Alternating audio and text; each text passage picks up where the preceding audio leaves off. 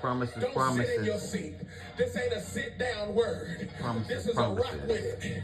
Lean with it. Lean with it, rock Shake your with it. leg kind of word. This is a slap your hip. When I think about how good Jesus has been to me word.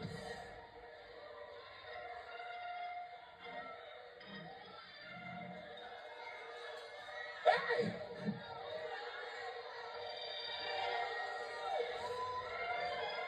Somebody shout promises. Promises. No, you spoke it. I said shout it.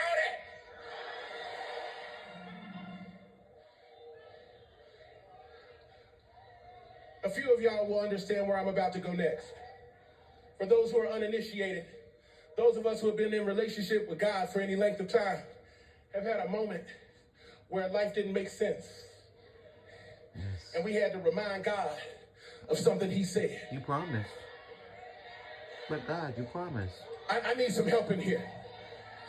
There are some of y'all that be like, well, God, it's whatever you want. No. No, your word says. But your word says. I'm not leaving this up to whatever. No, your word says. I had to remind God of his word when they told me my mother was dying of end-stage cancer. Oh, help me, Holy Ghost. Help me, Holy Ghost. Yes. How many years ago was that? Quick, do the math. 12 years ago. Okay, so she was 69 at the time. And so they said she'd be gone. So I had to remind God of his word. He said, your word says, the span of a man or a woman's years is 70.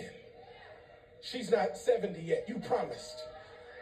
Then you said, and if by reason of great strength they reach 80, you promised.